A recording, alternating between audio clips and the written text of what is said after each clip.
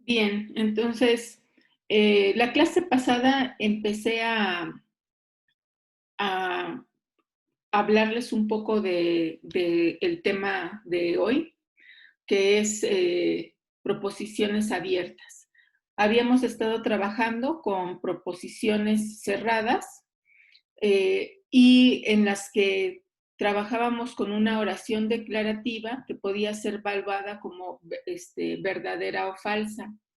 Em, Ahora vamos a hablar de este tipo de proposiciones abiertas. Anteriormente, cuando teníamos una oración de la forma x más 3 igual a 5, no podíamos evaluarla porque decíamos falta información para determinar si es verdadera o falsa. Bueno, pues justamente vamos a hablar de esos casos. Una proposición abierta puede contener una o más variables. No es una proposición como tal, pero se convierte en una cuando esa o esas variables toman cierto valor. Para tomar cierto valor hay que considerar un conjunto sobre el cual están definidas. Este conjunto de opciones permisibles es el conjunto universo en el que se esté trabajando.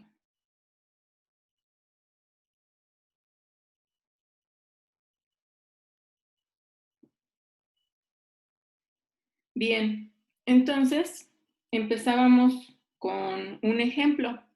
Pues justamente ¿verdad? X más 3 es igual a 5. Para X igual a 2 es verdadera. Ahora, si esta proposición,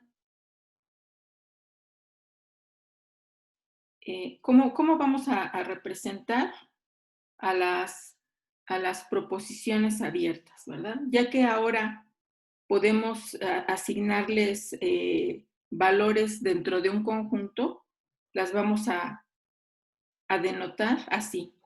Otra vez, la proposición se denota con letras minúsculas del abecedario, pero ahora como depende del valor de alguna o algunas variables, eh,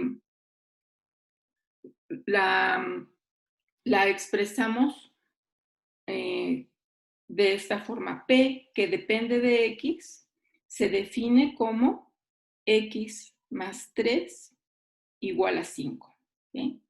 Ya es una proposición abierta y si tuviéramos una proposición que dependa de más de una variable, déjenme ponerle otro nombre, por ejemplo, la proposición Q que depende de X y de Y, tendríamos, por ejemplo, X al cuadrado mayor o igual que Y. ¿Sí? Para algunos valores de Y y de X será verdadera esa proposición y habrá otros en los que no se cumpla.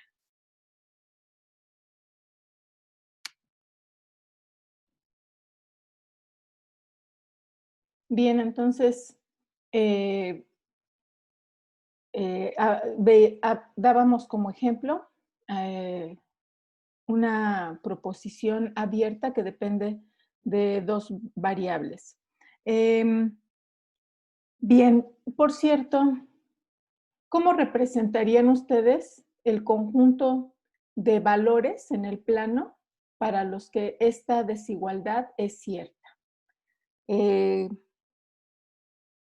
Seguramente algunos de ustedes no lo recuerdan y otros, lo más probable es que nunca lo hayan estudiado. Ustedes saben que la igualdad y igual a x al cuadrado está, la gráfica esa es una función, ¿verdad? Y igual a x al cuadrado está representada por una parábola que tiene centro en el origen. A ver, quedó medio mal dibujada, y luego además con el corrector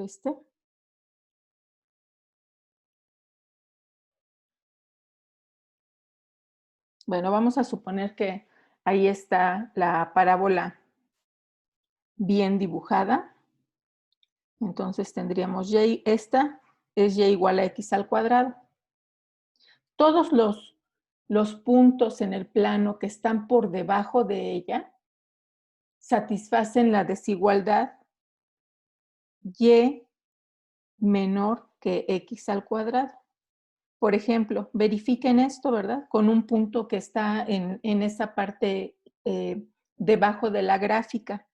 Por ejemplo, este punto es el punto 2,0.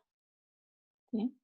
Si sustituyen en esta desigualdad, x igual a 2, 2 al cuadrado es 4, y igual a 0, 0 es menor que 4. Este punto satisface esta desigualdad.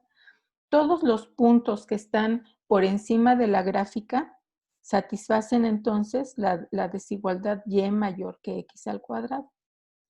Por lo tanto, todos los puntos en el plano que hacen que esta desigualdad, esta proposición sea verdadera, son los que están incluidos en la misma gráfica y los que están por encima de ella.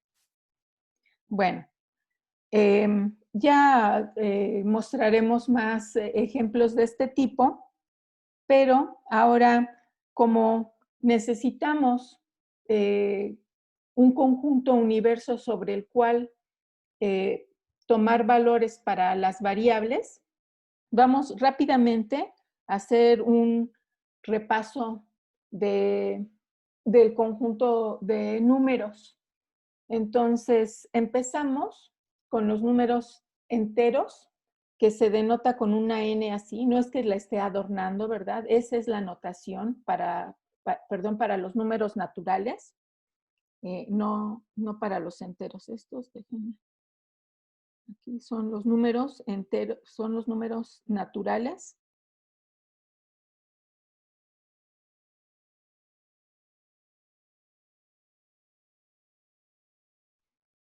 Y son los enteros positivos.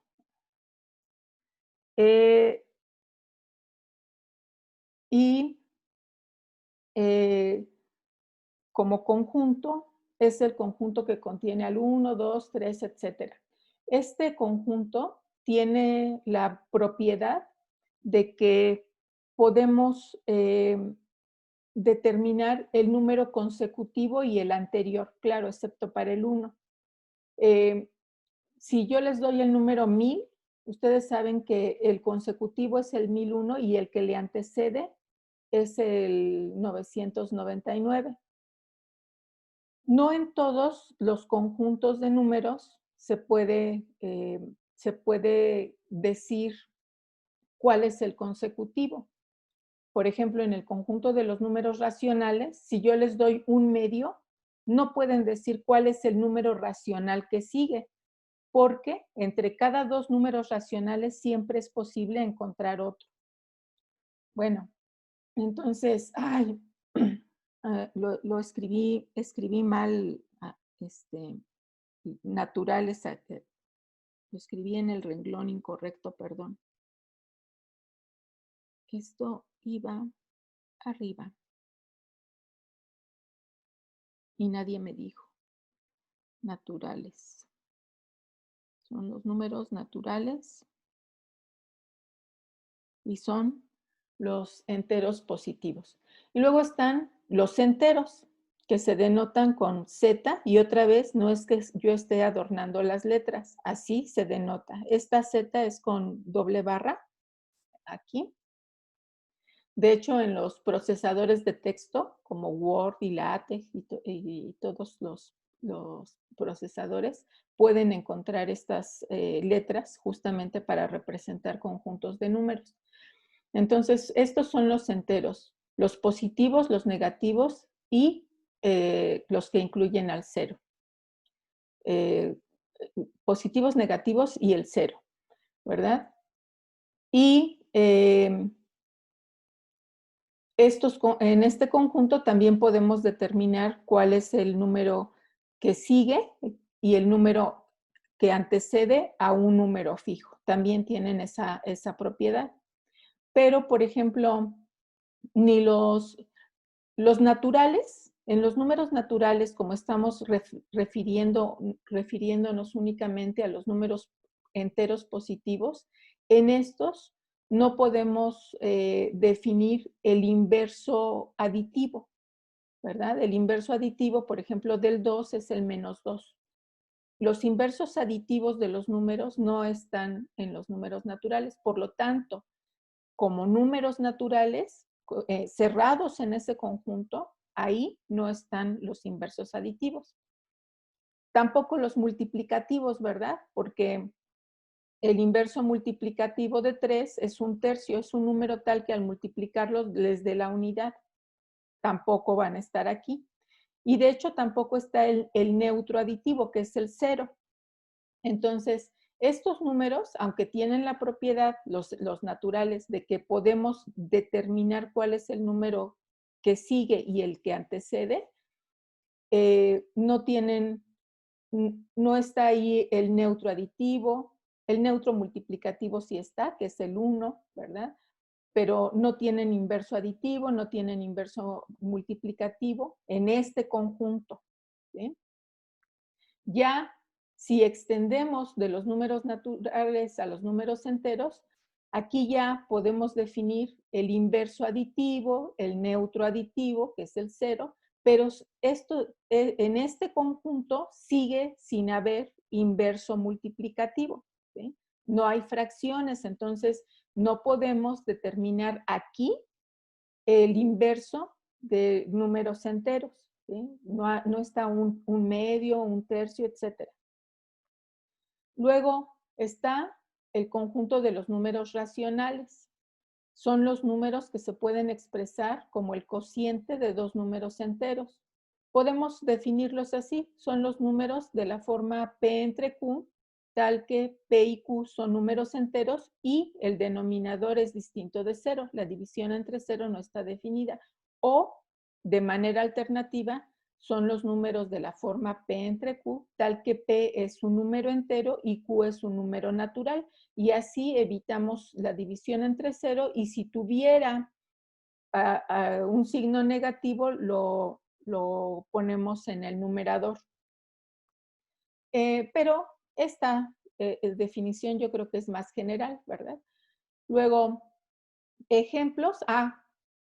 En este conjunto también se incluye a los números con cifra decimal infinita periódica, por ejemplo 1.3333333, ¿sí?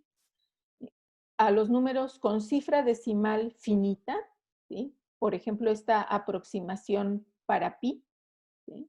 Este no es el número pi, es una aproximación para pi. Como aproximación, como tiene cifras decimales finitas, podríamos reescribirlo en su forma fraccionaria. Y a las fracciones, ¿verdad? En sí mismas. Entonces, mencionábamos la clase anterior que a diferencia de las ciencias experimentales en donde hay un patrón para cada medida, por ejemplo, si se trabaja en ciencias experimentales en el Sistema Internacional de Unidades, se tiene un patrón para el metro, un patrón para el segundo, un patrón para el kilogramo, y esas medidas se respetan en todo el mundo. Eso es porque las ciencias experimentales están en el campo de lo concreto. Las matemáticas están en el campo de las ideas, ¿verdad?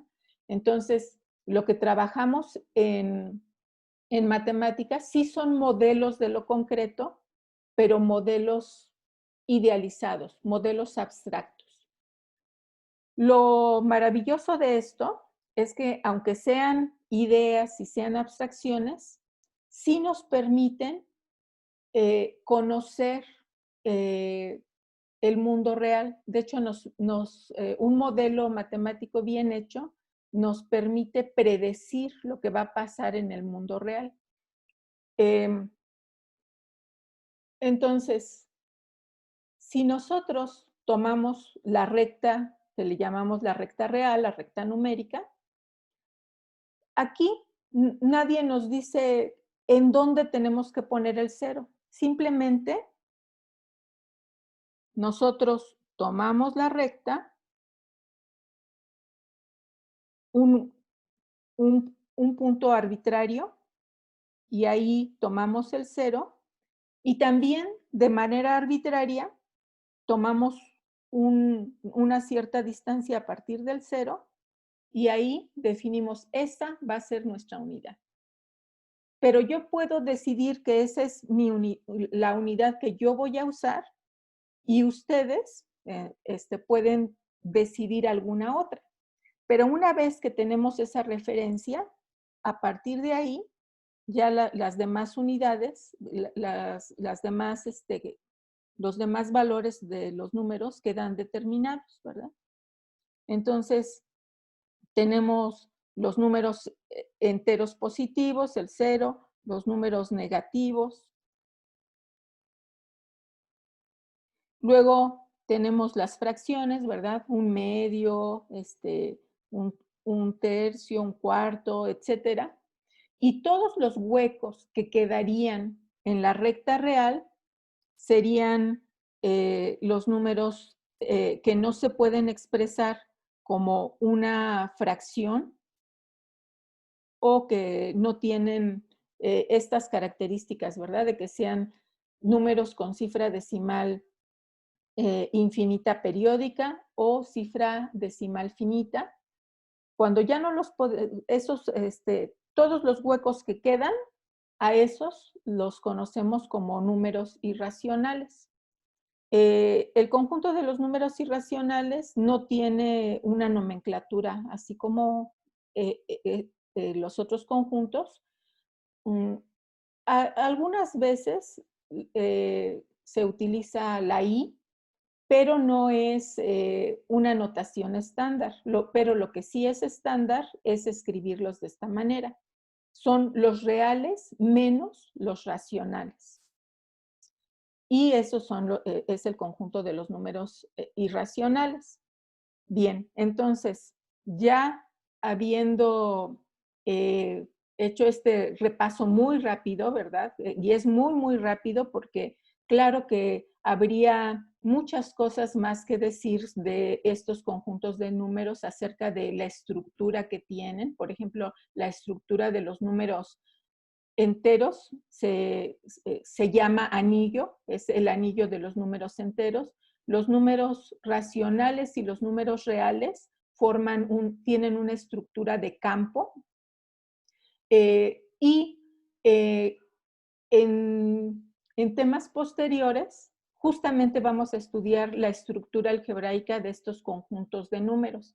Por el momento, nada más los definimos, nos quedamos con eso para usarlos y ya posteriormente hablaremos de todas las propiedades que tienen.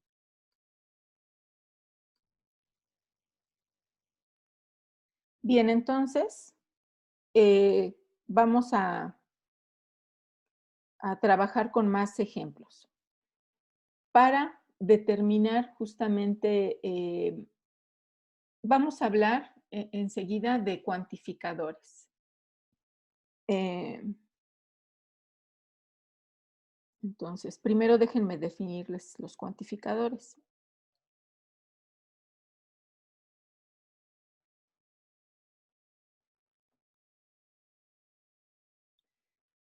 Cuando trabajamos con proposiciones abiertas,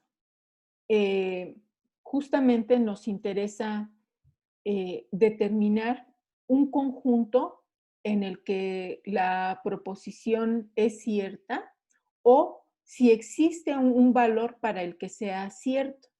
Entonces, para eso vamos a usar los cuantificadores. Este cuantificador, que parece casi como una A al revés, eh, indica para todo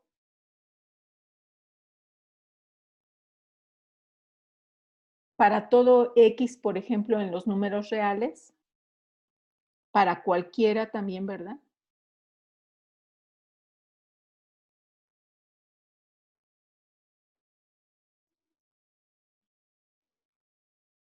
La negación de ese cuantificador, si no es para cualquiera, será para alguno en particular.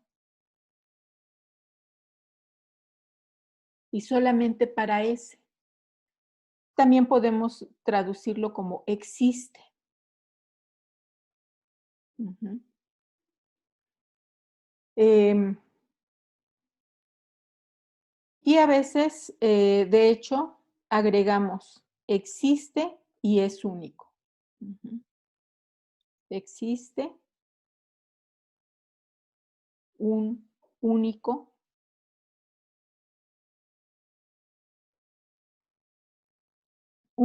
elemento, ¿no?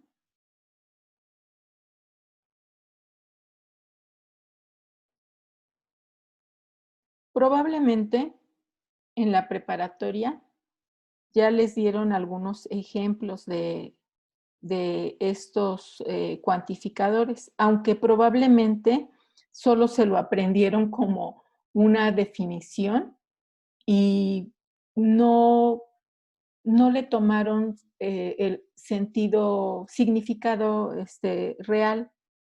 Entonces, por ejemplo, seguramente los que llevaron cálculo en algún momento leyeron esta definición. Para todo epsilon mayor que cero, existe delta, que depende de epsilon mayor que cero, tal que x menos x0 es menor que delta, que si eso pasa, entonces f de x menos f en x0 es menor que epsilon.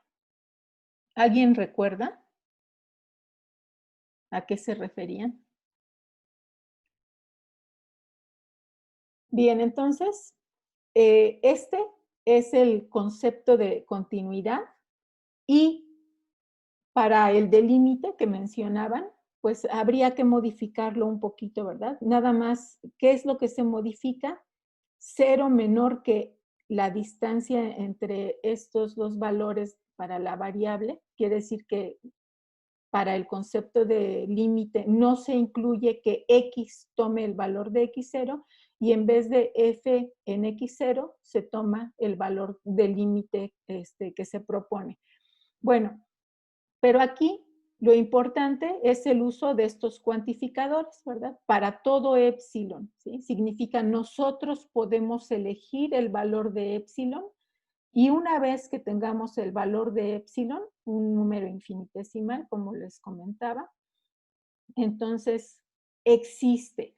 Este existe significa muéstramelo, exhibe ese valor, ¿sí? Cada vez que ustedes en alguna, en alguna proposición encuentren la palabra existe, sobre todo si lo que les piden es demostrar que existe, lo que tienen que resolver es exhibir ese valor, ¿sí? Bien, entonces, ¿cómo vamos a trabajar con estos cuantificadores? Tenemos esta proposición, existe X tal que P de X, una proposición abierta. ¿Cuándo es verdadera? Cuando al menos para algún valor la proposición es verdadera. Pensemos en el ejemplo que habíamos escrito al principio, ¿verdad? X más 3 igual a 5. Hay solo un valor de X para el cual esta igualdad es verdadera y ese valor es 2. Entonces, bien podríamos afirmar, existe X en los números enteros, por ejemplo, tal que P de X, ¿sí? Para que sea verdadera. Esa afirmación, en este caso, es verdadera porque existe al menos un número, que en este caso es el 2, para el cual la afirmación es verdadera. ¿Cuándo es falsa? Cuando dentro del conjunto universo no hay un valor que al sustituirlo en la proposición haga que sea verdadera, ¿verdad? Es decir, es falsa cuando esa proposición siempre sea falsa para todos los valores que estemos considerando en el conjunto universo.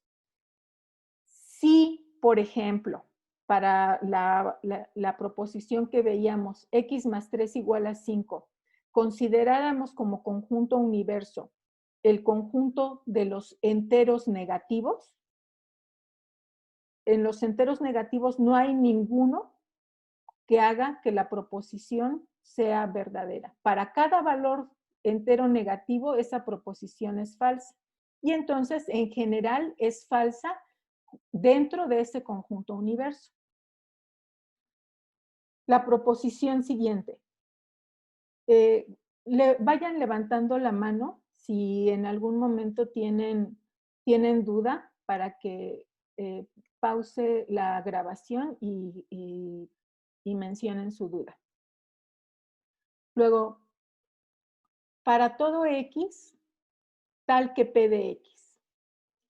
Es verdadera cuando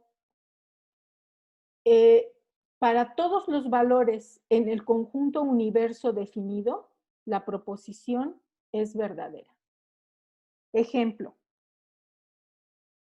Ejemplo de esta última.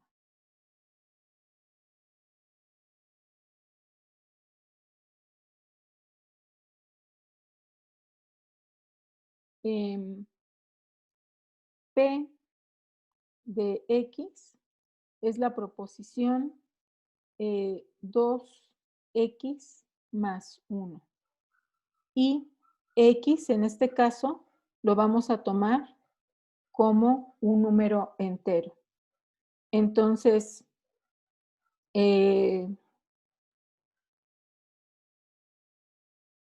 esta proposición es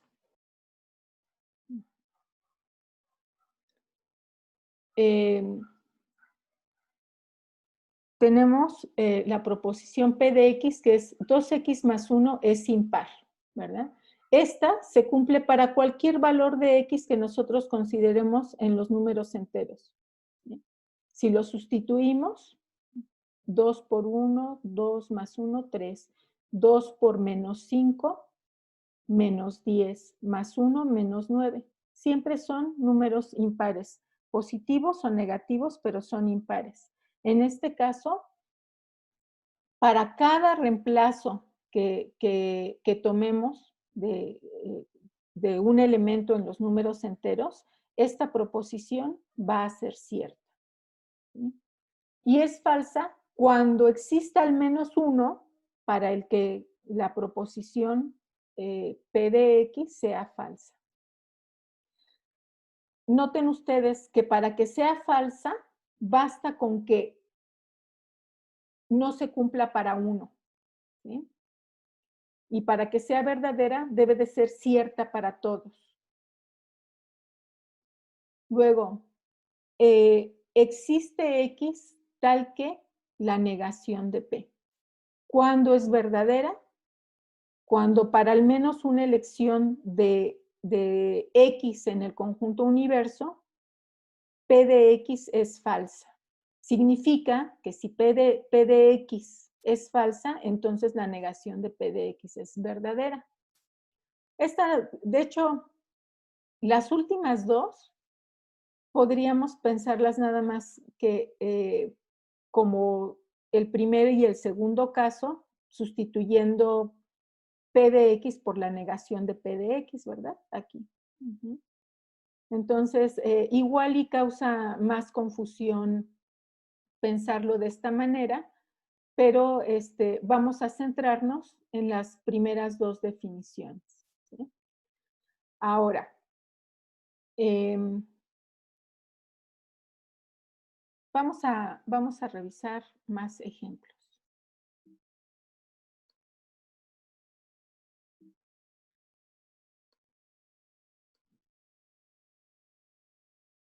Bueno, ahora, ¿Cómo vamos a negar los cuantificadores? Pues ya por lo que habíamos revisado anteriormente, si negamos para todo, significa existe un valor para el que la negación de la proposición eh, es cierta, ¿verdad? Entonces, si tenemos para todo X tal que P de X y queremos negar esa proposición, va a ser equivalente a existe X tal que su negación es cierta. Si queremos negar existe X tal que P de X, la negación de existe es para todo, ¿verdad? Para todo X, la negación de P de X. ¿Sí? Estas proposiciones son lógicamente equivalentes. Y al igual que en la tabla, ¿verdad? Que las últimas dos proposiciones eran redundantes, aquí también, ¿verdad? Porque noten ustedes que esta proposición, la tercera, es prácticamente lo mismo que está en el primer renglón. Si se niega para todo, es existe.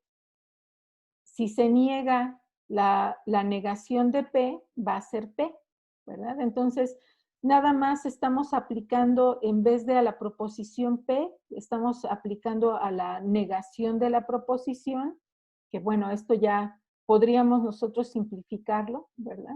Y lo mismo acá. Entonces, al igual que para el caso anterior, yo creo que es más claro si consideramos únicamente los dos primeros casos, porque los otros dos serían nada más cambiar el nombre de la proposición P por la negación de esa proposición, y eso lo podemos simplificar nosotros cuando ya estemos trabajando con ejemplos en particular. Bien,